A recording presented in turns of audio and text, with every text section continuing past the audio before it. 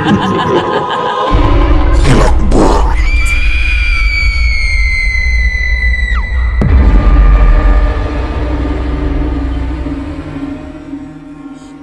araw po sa lahat ng inyong mga solid HTV positive listeners. Tawagin niyo na lamang po ako sa pangalang Weng at ako po ay tiga Mariveles, Bataan. Huwag niyo na lamang din pong babanggitin yung last name ko, Sir Red, pero aaminin ko na isa kami sa mga nahuhook almost every day sa pakikinig sa inyo sa pamamagitan ng podcast at maging sa Hilakbot 24/7 dito sa YouTube bilang pamparelax or para may mapaglibangan kami sa work.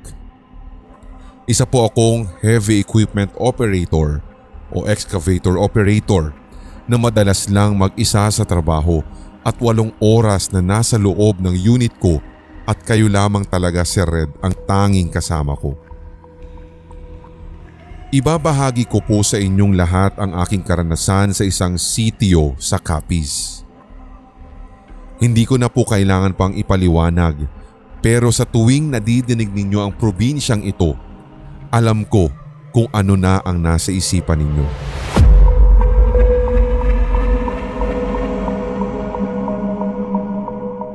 So kada bakasyon or may mga selebrasyon kami, ay umuuwi kami sa probinsyang ito. Sa side po kasi ito ni Papa at kung hindi ako nagkakamali, 5 beses ko nang nakauwi dito at hindi rin po talaga kami regular o taon-taon na nakakauwi sapagkat may kamahalan talaga ang tiket sa eroplano at may kalayuan din.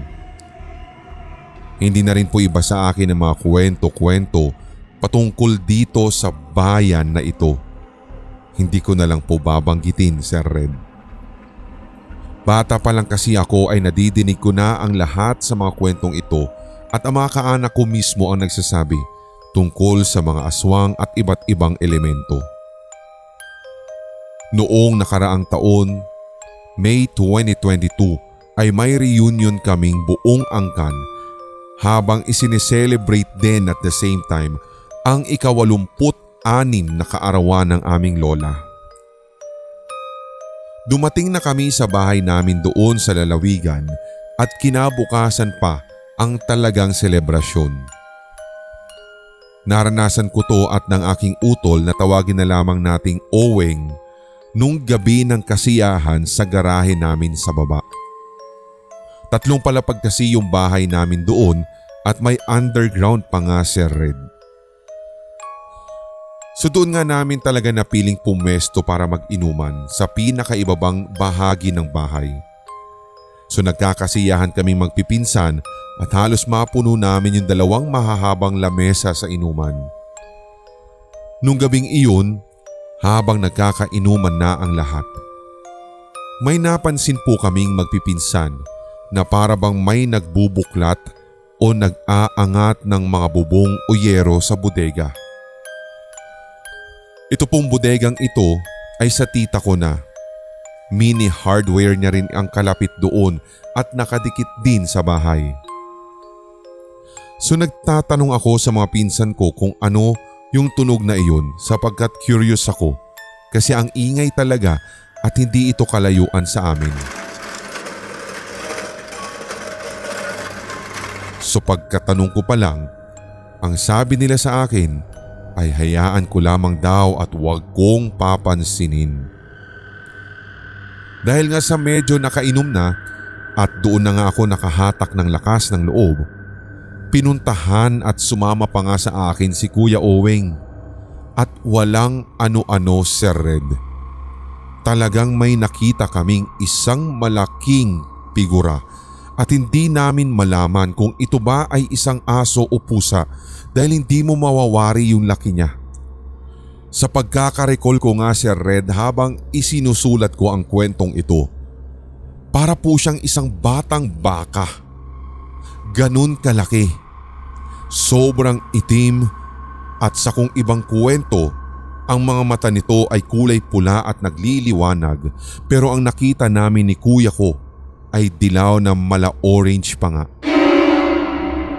Wala din pong ilaw sa lugar na iyon at walang kung anumang pwedeng mag-reflect na liwanag mula sa mga mata nito para umilaw ng ganun.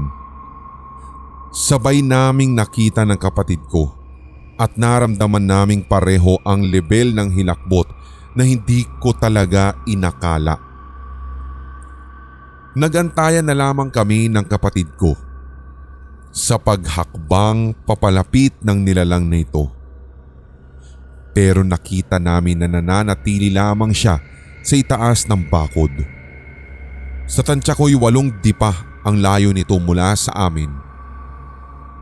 Habang paunti ng paunti, nilalapitan ng kuya ko ang nilalang. Napansin kong hindi pa rin ito gumagalaw. Animoy nakatingin lamang ito sa amin, pero patuloy pa rin ang pagtayo ng aming mga balahibo. Habang palapit kami ng palapit na halos tumingala na nga kami sa nilalang na iyon, ay sabay pa nga kaming napadampot ng malalaking bato ni kuya. Nang akma na nga po naming babatuhin sana ang malaking nilalang, bigla po itong nawala. Hindi po siya Sir Red lumipad, bagkus ay para po siyang usok na bigla na lamang pong nag-vanish. Itim na usok na ganun lamang nawala ng sobrang bilis. Doon na kami talaga natakot ni kuya. Sobrang tapang namin nung una, pero nung nawala na ang nilalang na iyon ay dun talaga kami nagsipagtakbuhan. Maaaring itong nilalang na ito ay kinilatis lamang kami kaya hindi siya gumalaw o umalis noong una.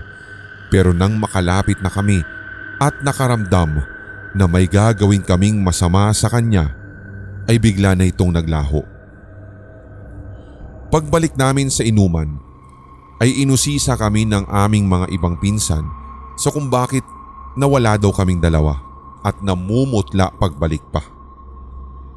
Sutulala kaming nag-share sa kanila kung ano yung napapansin namin kanina sa bodega.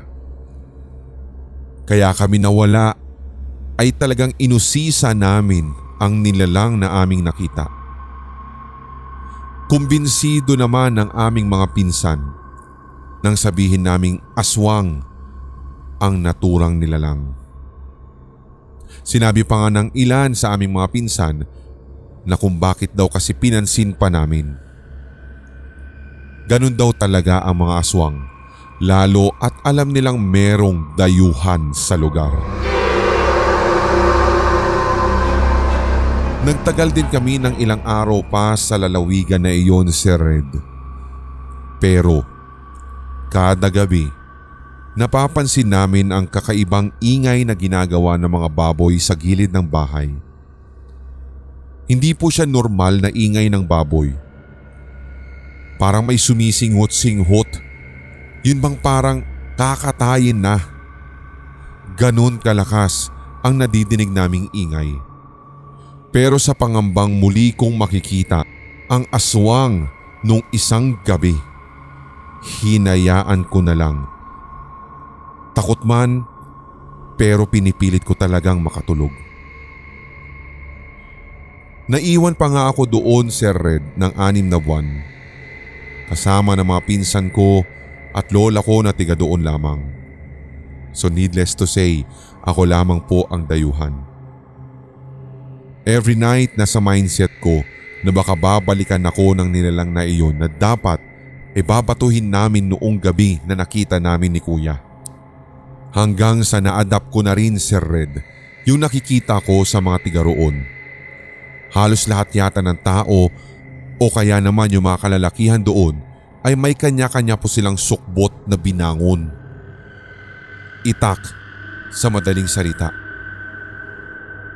Gabi-gabi din po ako may baon ng ganun at nakalagay yung itak na ito sa unan ko bago ako matulog dahil iniisip ko talaga, Sir Red, na babalikan ako ng aswang na yun. Madami pa akong kwento, Sir Red, sa paglalagi ko doon ng 6 na buwan. Meron pa nga pong pagkakataon na naranasan kong may tumatawag sa pangalan ng pinsan ko, pero pagsilip namin ay wala naman. Meron din po kaming napagdeliveran ng buhangin at aswang daw pala iyon. Bukod sa mga ito, may mga multo din akong nakikita sa bahay namin sa Bataan pero hindi pa din ako makumbinsi kung meron nga ba akong third eye o kaya'y maaaring nahawa nga lang ba ako sa dalawa kong kapatid na talagang aktibo ang kanilang third eye. Sa ibang pagkakataon ko na lamang po ito ikikwento, Sir Red, at sana'y naging maliwanag sa inyong pagsasalaysay. Sana'y mapakinggan ko po ito at muli maraming salamat at more power sa inyo.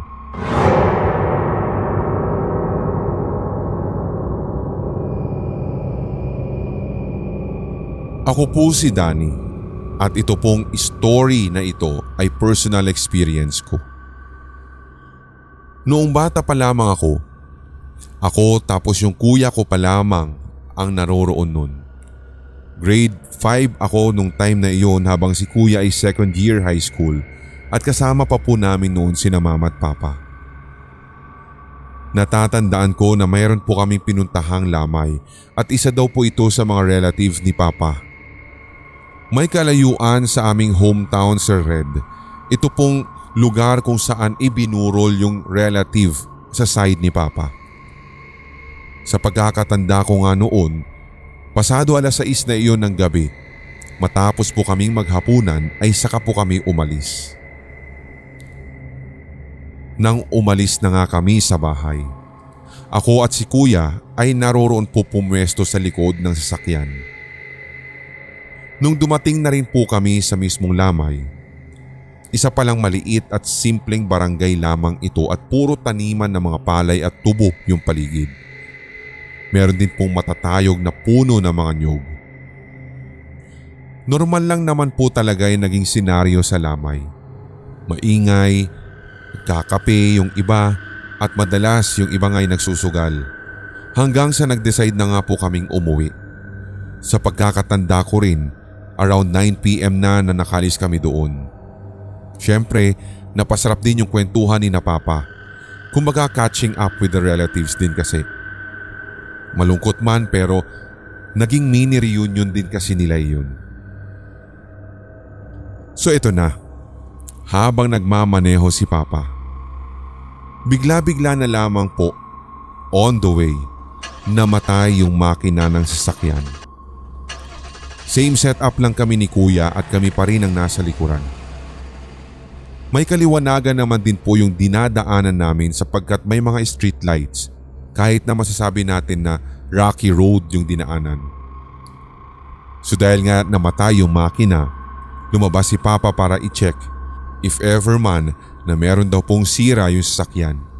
Pero fortunately naman, Sir Red, ay wala naman daw. Kaya agad-agad ay pumasok na rin po si papa doon sa aming sasakyan.